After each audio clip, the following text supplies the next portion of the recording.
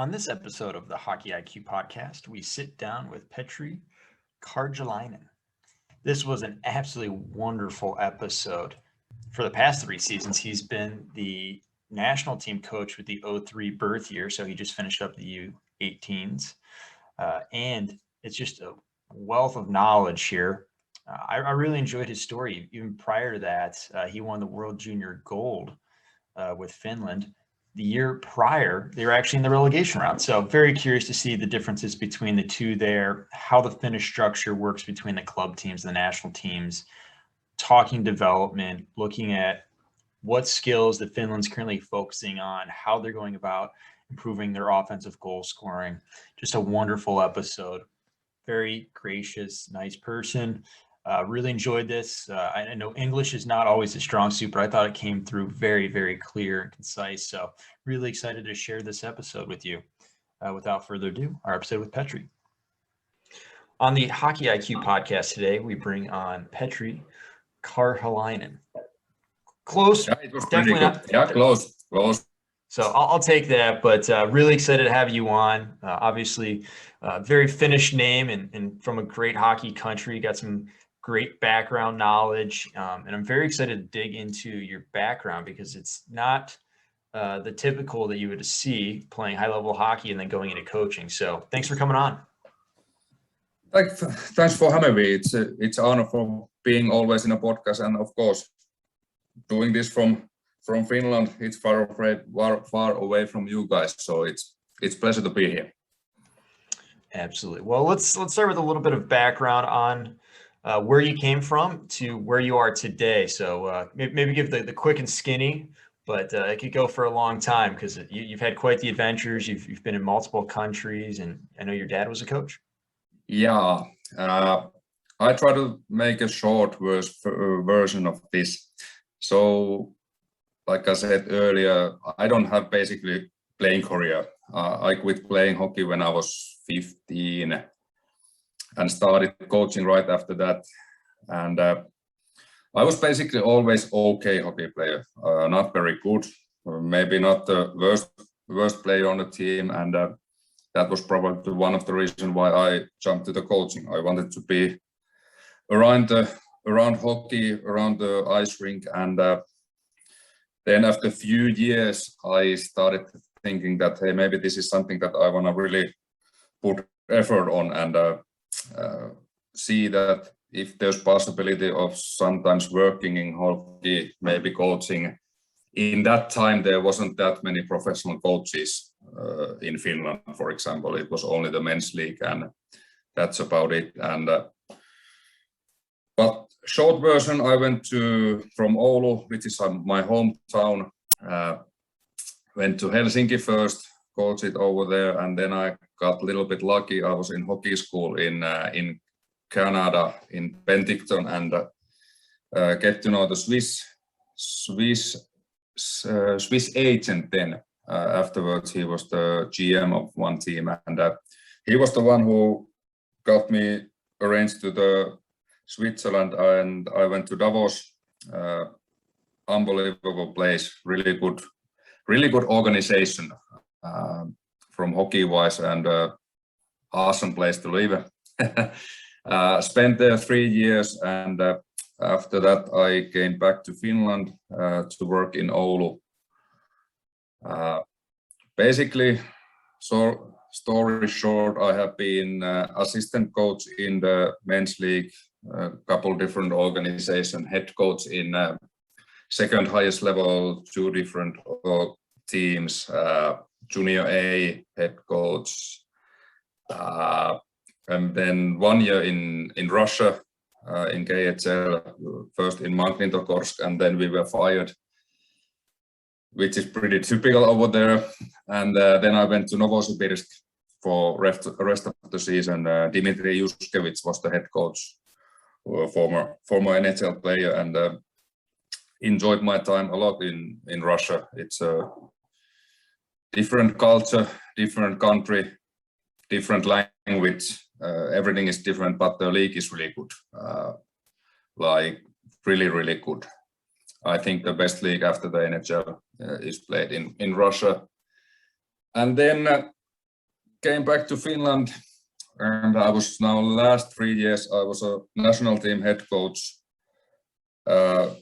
2003 born players. So basically we start in when the boys are under 16 national team, and then we go 3 years with the same group, and we finish it now in the World Championship in spring, and then your project is done. So that was the fast forward of my ice hockey experience so far. Yeah, quite the experience. Not bad for a guy who was 6'5" back in the days when you could just hit your way to the pros. So yeah, exactly. Excited that you got into coaching. Yeah, and I was, like I said, I was really lucky with many things that I have been able to work in Switzerland. I have been able to work in Russia, different organizations in Finland, and then I was 3 years assistant coach in U20 national teams. So I have 3 totally different kind of experience in the World Juniors. Like we were first year, we were in Russia in Ufa. We went to the relegation rounds. Next year we win the championship in Sweden, and then we had first Montreal-Toronto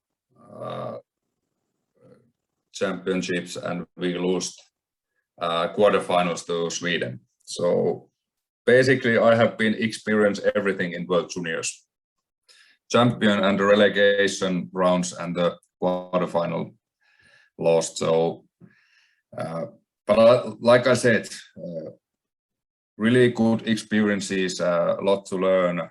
I have been really lucky that already now I have been able to experience a lot and learn a lot. Hopefully there's still something to learn in the future also. There's always something to learn. We all know that, but I'm curious of that World Junior Championship experiences that you've had, international play, maybe in general here. You went from the relegation round to winning it all within 1 year. Obviously, player talent is a large driver of that, but maybe what were some of the differences on how you went about forming the team, developing the team, and eventually becoming the champion that year? I know you had some great players like Ristolainen, scored the winner, Saros, and that was okay. Yeah, we had the first year I was there, we had like 93 and 94 born players.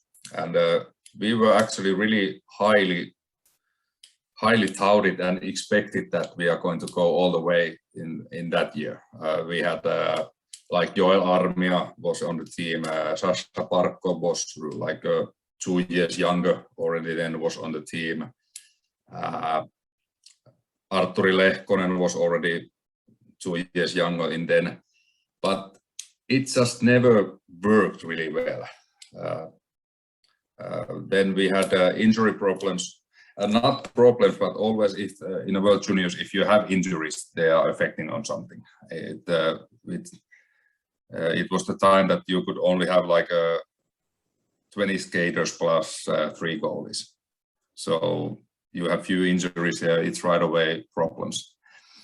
And we played really good games before the World Championship. We had like exhibition games in December.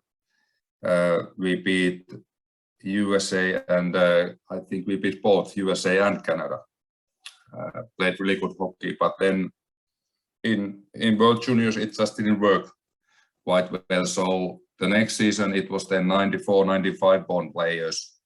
And basically we went to Sweden with no expectations. Like if year earlier we had a lot of pressure, players took the pressure themselves, but then the next year nobody expected nothing. And like I said, we had a really good goaltending, we were really good defensively, we had a really good PK, and then the players stepped up in the right situations. We had I think it was semifinals that we play against Canada, beat them 4-1, and then of course the final against Sweden. From the Finnish point of view, it's pretty nice to win final against Sweden in Sweden. But have to also admit that if we would have played that game like 7 times, probably Sweden would have won it 5 times. So we were on the top on the right moment. And like I said, that Saros in the net was a pretty big factor that we won the gold medal. So how did you prepare a team like that? Obviously, you had some great offensive players. I mean, Teravainen led the tournament in scoring, I believe, but beyond that, most of your skill was on the back end. You had 4 defenders ended up playing in the NHL. You see Saros, who's a phenomenal goaltender. How do you prepare a team for a tournament like that? I think you have to look a little bit longer time period than that 1 year, because like I said, the whole situation in the whole program here in Finland that you go, first time we create the national team when the players are 16. So basically players get to know each other really well during that time when they play U16, U17, U18 national teams. So when they come to U20, like World Junior age, they might have together like, I don't know how many, maybe 60 national team games already in a different age group. But they are used to play together. They know each other really well. Like I said earlier, we are a pretty small country. We don't have to play a pool like thousands of players that we pick the players. It's more or less, maybe in the beginning you have more, but when they are U18, you have maybe 40 players that you are using in different tournaments. So I think that you don't have to make so many big preparation for the tournaments, because the history is over there. And it's actually quite easy here in Finland. It was the same for us this spring. Like we didn't play any national team games during the season, but we had such a good culture or the history already from the U16 and U17. So there's something that we can rely on. Our game structure is at some point anyway. So I think that's maybe the biggest reason that we don't have to make big thing on anything. We just do the things that we have done. And like I said, the biggest thing is that the boys, they know each other. They trust each other. Probably they have won the games together. They have lost the games together. And all those experiences are coming quite handy when you are playing in the basically do or die games in the World Juniors. Yeah, and so it seems like you've got a very specific structure that helps bring all of this together. And obviously being a smaller country where you can travel around helps. But these players are together for 3, 4, potentially even, being around each other for at least 5 years before they get to that point. What does the Finnish hockey structure look like? Because you've got the club structure where each club's trying to produce their own talent, but then obviously you've got the national team, which is trying to produce the best national team possible. You've got Canada on one hand, which basically brings like tournament teams, and then you've got the US, which has their development program where the kids actually live there. What does Finland look like? Maybe provide more detail on that, and then how they integrate. Yeah, we are something between over there. Of course, we have sometimes been a little bit envy to the US coach, because they are spending 300 days a year together. I counted the days when we were U17. We have around 50 or 60 days together as a team. Of course, there's a little bit changes in the roster always, but our strength and our power in hockey is basically our cooperation with the team, with the organizations, with the club teams. Always when we have a tournament, we pick the players, we try to win as many hockey games as possible. Like I said, our game structure is quite clear. It starts already from U16. Then we are always just little bit putting something over there and developing it. But then always when the tournament is over and the players are going back to the club teams, we as a national team coaches, we go through every player. We travel to the club teams, we sit together with the player and with the coach and go through the feedback from the tournament on what we should focus on the future, look a little bit videos. So I think that's our strength in Finland. Like I said, basically Finnish Ice Hockey Association national teams, they are for the club teams, they are for the club organizations, not the other way around. So and we as a national team coaches, we create really good relationship with the coaches. Basically, we are not the ones who are coaching the players. We are not the ones who are developing the players. The club team coaches are the one. So basically, who we are trying to affect are the club team coaches, and they are trying to affect on a player. Like everybody understand that when the players are coming to the national team for the tournament, we don't develop players in the tournaments. The developing is happening in practices and club team games. So basically, we are just enjoying the work of the other coaches. And of course, you can always blame if we lose the games that it's their fault, but usually it's not their fault. And always when we win, you have to remember that it's not the national team coaches who win those games. It's basically the players and the club team coaches who have developed their skills and their ability to win the hockey games. That's funny. Yeah, it's never your reason why they win, and it's always your fault when you lose. Yeah, that's a coach's dilemma right there. But that's funny. And you've kind of seen this on both sides because you've been a club coach before you were a national team coach, and you're going back to a club. So I'm curious, from both perspectives, what are you looking to accomplish? How are you going about development? How are you going about organizing and allowing these players to own their own development a little bit so they can really push the development curve and allow you to compete at such a high level? Yeah, it's not easy, and I think it's a little bit getting more and more difficult all the time. The top players now are first of all, they are very well, the people is watching them, the media is following them, the social media is following them. They are already making predictions who will be first round draft pick on players who have born 05. So it's a little bit, this is just my own feeling that we are a little bit forgetting basically the development view of the young players, or the actual work you have to done the work. You have to actually practice a lot. You have to mentally grow. But like you asked from both point of views,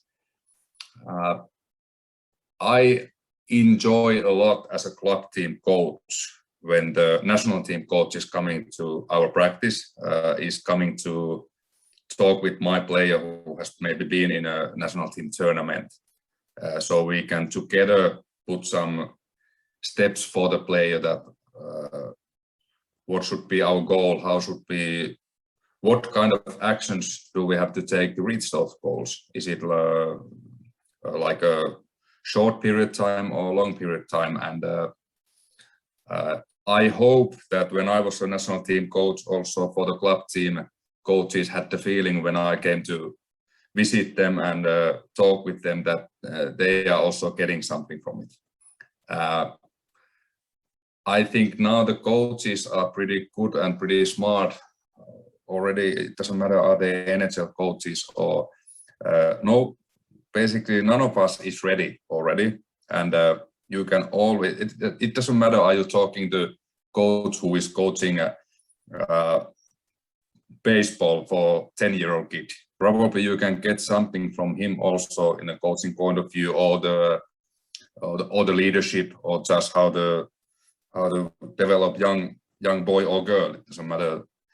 And for that, I think now it's getting much more. It's not anymore that you have an experienced coach who is going somewhere to lecture, because he also wants to have a discussion. He also wants to learn something get something from the guy who's listening to you. And in that, we have done really good job here in Finland. Like it's a really good communication, both parties. It doesn't matter is it the club team or it doesn't matter is it the association or national team coaches. We are respecting each other, and we know that without the other part, we can't do this. Like I said, we are not Ice Hockey Association, national team are not for the club teams. We try to support the club teams and the coaches and the players. National team is also very important for the players. Of course, you get the exposure for the is it the NHL or is it some other leagues around the world? But of course, young boys at the moment, it's mainly NHL. And without national team games or tournament, it's still possible, but it's way more difficult to get that kind of exposure that you get picked and you get the basically chance to sign the NHL contract, which everybody is looking for. That's awesome. And I'm curious as well, are you sitting down with just the players that you had at the tournament, or are you kind of being proactive as well in looking at potential players that, you know, depending on their development, because development's not linear, as we all know, are you sitting down with potential pool players and looking at how can they potentially get themselves onto that team? Or is it when they're ready, and then as they come onto the scene, that's when you start working with them? Basically, you're always giving the feedbacks for players who have been in a tournament. But of course, every player who we have in that pool that we are picking the players, more or less, you all the time keep there in your mind. You talk with the coaches where they are at the moment. You don't talk that much with those players, unfortunately. If I would do something different now, start it again, new 3-year program, I would talk more with those players. But it's like I said, we have a really good relationship with the coaches. So there are always calls from the coaches and that they call that check it out, this player, that he has been really good.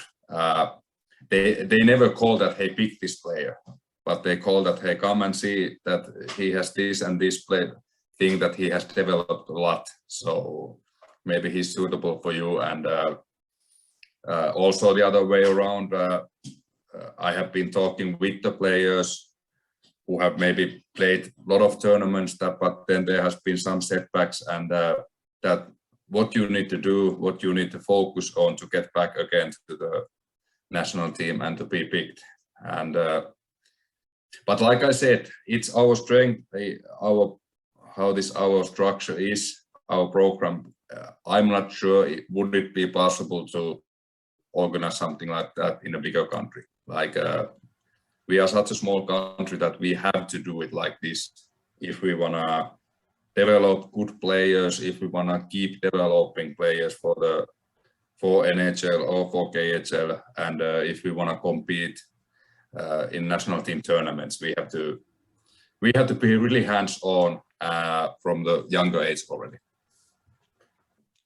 I think we should deep dive into that. Maybe use an example. I think Brad Lambert's going to be a pretty high draft pick next year. So maybe if you're open to it, let's go through maybe what his development has looked like over the past few years and what you've seen.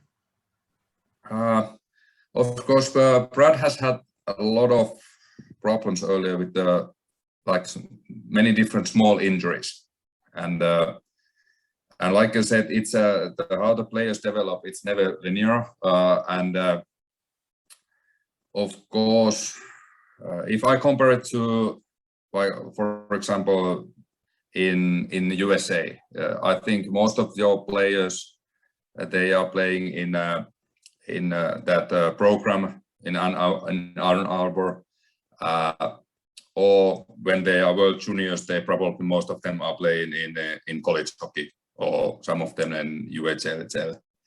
But for us, like Brad played last year, I think 30-40 games in men's league, and then we had I think we had five players who played more or less the whole season in the men's league. Then we have players who are playing junior A. Actually, we in U17 year you have even more variation, that you might have players playing junior B, junior A, or let's say U18, U20, or the men's league. And then of course you might have some players who are coming to North America to play. But what comes to Brad, the developing happens so much in a club team, like I mentioned earlier. And now last year he played with the men's team already, and I think it developed his whole game, two-way games, two-way playing, which is still work to be done. Every player who's 18, there's a lot of work. If you look the Brad's ability with the skating skill, with the puck handling skill, he's like unbelievable player. But of course you have to develop the game. I know that he wants to be a winning player. I know that he wants to be the player who helps the team to win. And so what does it take to be the player who helps the team to win? Is that it's not only scoring the goals or putting the points on a board, that what kind of decision making you are making with the puck. Sometimes it's better just to hold the puck and keep it away from the dangerous areas, rather than trying to maybe win one-on-one battle and lose the puck, and that creates the turnover to your own end. He has made a good steps learning on basically how to become a better player, to be that so you can be like a most valuable player. And I think he's on a right track. Like I mentioned earlier, he has still a lot to work over there, but I like the way he tries and he wants to be that kind of player. He doesn't want to, it's not that he wants to be just a goal scorer or a guy who puts the making just a lot of points. He wants to be a winning hockey player. And for us, it's always hard. Like what kind of role you have in a men's team compared what kind of role you would have in U20 league. And you always have to find the right spot for the player. That is it better that he's play maybe third line player in men's league, not maybe power play time, little bit PK, or are you number one player in junior U20 league and you get tons of the PK time, you get tons of the PP time, and you are the one who the coach is looking at you when the game has to be decided. So which one develops more? And but that's also luxury here in Finland, that we can work with the players that they can play both. Most of our young players, they are playing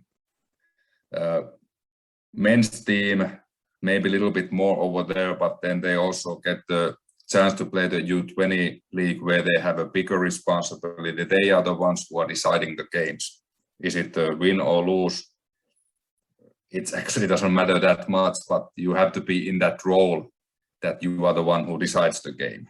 And that's something that we have in Europe. It's the same in Sweden or in Switzerland or everywhere in Europe. If I compare to basically North America, over there you either play the pro league or you play the junior league. So there's no both and no between. So building off of that. I think that is important, having responsibility and understanding what it means to be the person responsible for driving the results, but then also kind of getting a taste. I think that's super valuable and something we don't do well. But I'm curious, almost like through the levels, right? You've had players for 3 years, so it might be a bit of a challenge to remember back. What are the problems or most common development hurdles that you're seeing for U16s? Then what are the most common at the U17 level, and then most common at the U18? So like, what were the issues that you had to overcome at each level to push the group, push the players themselves to their next level of development? I think the hurry, being in such a hurry, it's maybe I don't see it that's as a problem, but that's something that's affecting. Of course, in national teams, we are always working with the most talented players in age group in our country. So there's always situation. Is it the player? Is it the player's family, or is it players' agents, or is it something else that? Should I play already, like if he is U16 player, should I play in U18 league? Should I play U20 league? And there has been, like I talked this like in common, it's many times you have let's say that you have a good goal scorer, forward. He's putting a lot of goals in U16, and then we are thinking that, hey, this is not the right level because he's scoring so many goals. And then we put him to the U18 league. There he might be still scoring some goals. And we are again thinking that, hey, should we even promote him more? And then we put him to the U20 league, and he doesn't score goals. And then we might have a goal scorer, and we are all the time promoting him. We are a little bit hurrying. Like I said, it's many times there are many aspects who are affecting it. And that's our country's, I think that's affecting the player development, that we sometimes put them in so high, we put that goal scorer so high that he doesn't anymore score goals. And that's where the responsibility of course, the national team coaches, we can always affect on the level that the players are playing.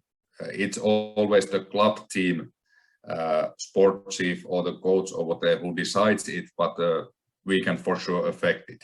And that's something that I think I don't find anything else that it's affecting so much other than being such a hurry. If I have been anything looking from far away, that what kind of number, for example, Sidney Crosby put in Quebec Major Junior Hockey League, it wasn't any problem for him to score goals. So I don't understand why we are in such a hurry in Finland always to promote the players. One aspect over there is that our men's league is getting all the time younger and younger, so it's affecting that our most talented players are playing in the men's team, are playing quite early in the men's team. That we had in our U18 World Championship team, we had 3 players who played more or less the whole season in a men's team, and it's like if we go 10 years back, 5 years back, it was never like this. We had maybe always 10 players who played a U20 league, and most of the players, maybe or half of the team, came from the U18 league. So that has been the change, and we will see where does it go. But my experience with this 3 year is always the biggest thing is the hurry, that we would need to find the right spot for the player, that he has time to develop. Of course, that he has also the challenge from the practices, from the games, that of course, if you have a player who puts 5 goals every game, then you have to promote him to the next level so that he gets challenged to his game. But that balance is something that we have to find, and I think over there we can be better.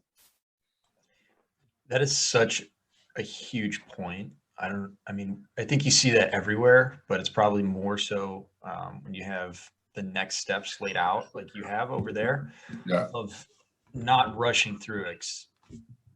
What I see personally is players that get rushed. They hit a point where they can't process the game at the game speed or are slightly behind. And where I found the true golden development is when the players are able to process the game a little bit faster than the actual pace of the game. Yeah. It's still a challenge for them, but they can at least think through the situations. Obviously, it's detrimental if you can just basically predict what's going to happen before it happens every single time. But I think that point you just made is one of the best we've ever had on this podcast, of being able to hold the players in that challenge, but allowing them to get those points and process the game at a speed that's slightly faster than the game.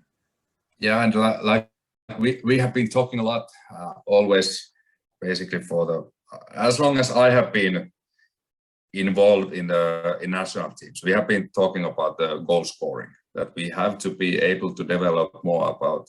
We have been making it like a really small point, how to become better goal scorer, what are the steps, what kind of skills, what you have to do. And maybe one of the biggest thing what we have came up from that's that we have to first develop the players to defend, so that our goal scorers there's a bigger challenge to get that scoring chance and get chance to score a goal.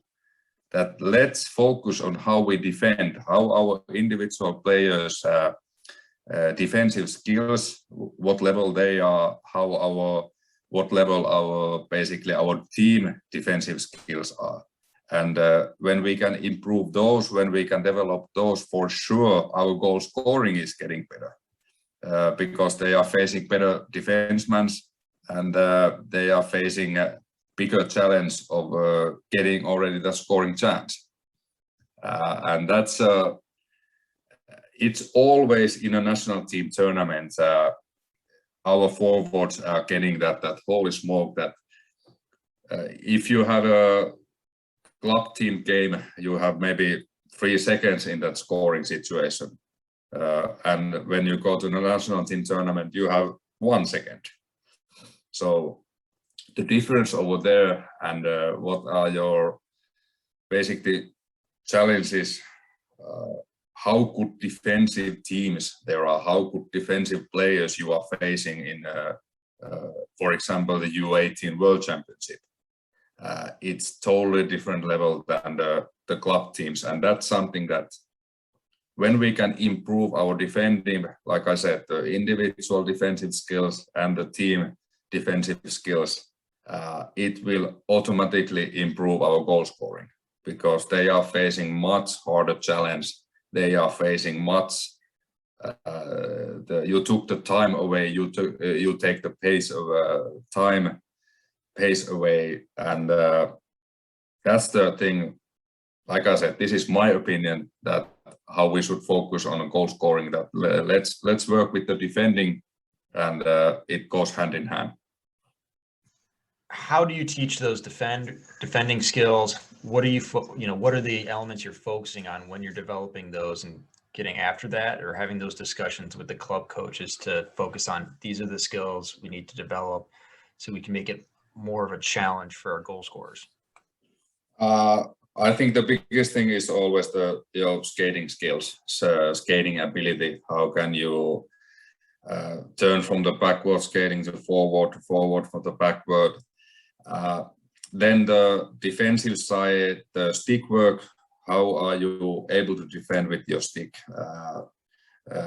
Take away basically how you can always pressure the puck, how you can keep so that the forward will have no chance to take the forehand shot. And then I think it's more and more all the time coming. Basically, for us, the biggest surprise in defending was, or for me personally, was when we play the national team games. It's not how our defensemen are working in a D zone.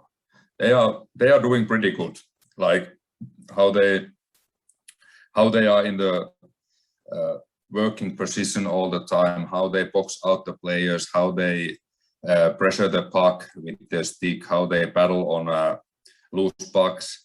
But then the biggest thing is how we are defending on those rushes. It's way more difficult than the D-zone defending. And it comes so much on your cap controller, which is affected directly from your skating skills. If you're a good skater, you have the self-confidence to keep the cap tight.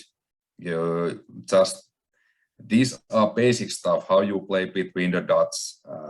But those are we haven't invented anything new here in Finland. It's the same old stuff, but that's something that we can improve. Everything comes back to skating skill, which affects on your cap control. If you are a good skater, then you can control the cap, then your self-confidence is good enough. And the younger we go, even I have said to players in a national team games that rather play the cap a little bit over and sometimes got beat in that one-on-one, other than you just leave that 7-meter gap between the forward, which you can't do anything. That I rather see you lose that one-on-one sometimes, not that you are not even competing it. That somebody has sometimes said that if you want to get shot, then it's better be the wolf than the sheep. And I liked how it's put it, and I can see directly how you can see it in an ice rink. But basic stuff, we have been focused a lot in the offensive skills, scoring of goals, even the offensive structure of the game, and which has been a little bit taking off from the D side of the puck. And I think that's something that Finnish hockey in general and in national teams that we can work with, and it also helps to develop our offensive game. Wonderful, wonderful. Well, we're coming up on time here, and I really appreciate you sitting down. I know you've got a nice big move upcoming here in the next few days. So again, congrats on that. But before we end here, I'm just going to leave the floor open for you to talk about anything you want, whether that be skills, just things you want other coaches to know, things that you want players to understand better. Just let you run with it, or just preach your philosophy on hockey, whatever it may be. So floor is all yours for anything. It's always a tough one because I have been coaching while already almost 20 years, over 15 years full time, and your philosophy is developing all the time. Maybe 10 years back, I think I knew much more, but the more experience you get, the more you know that you don't know basically anything. And as long as you work with the people, you work with the individual persons, there's always something to learn, because we are talking about what's your leadership skills, what your basically skills to work with different kind of persons, different kind of people. For me, if I what should I share with the other coaches? I actually think now that we are not proud enough on how we do things. It doesn't matter, are we Finnish or are we Canadians or from States, or because now in the world championships in U18 in spring, that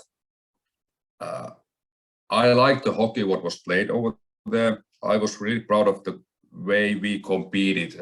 I wasn't totally happy on how we played. It was pretty much flip the coin hockey for us, and we had a really offensive skilled team and scored a lot of goals, but we also gave a lot of goals. But what I meant by this was that I was really basically positive. The feelings how the team Russia played. I have been always envying how structured, how coordinated they are. What kind of hockey team Canada played. Team USA was actually a little bit disappointment for me if I compared how they have earlier played. I don't know how many injuries they had or what was. We lost our regular game against them in OT. So for that, it's really weird to say that I was expecting more, but I was expecting more. The way I have saw them played earlier was really good, and that's something that I know we as a Finnish, it doesn't matter how we players or coaches, but we are quite proud how we play, how we look as a team.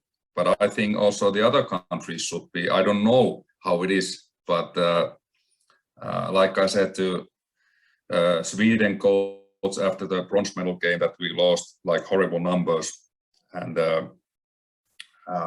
of course that's something as a Finnish guy you never want to lose the bronze medal game to Sweden, or you don't want to lose any game to Sweden. But I was proud how we played, how we competed. They were just better team in that game, and how they handled the whole game, how they handled the whole situation afterwards. I told the coach that, hey, you should be really proud of your guys, that they could rub it in our face like a really hard, but they didn't. They were very classy about it, and like I said, in that game they were a better team. We don't get another chance, but I hope that if we would get another chance, we could put a little bit better effort. But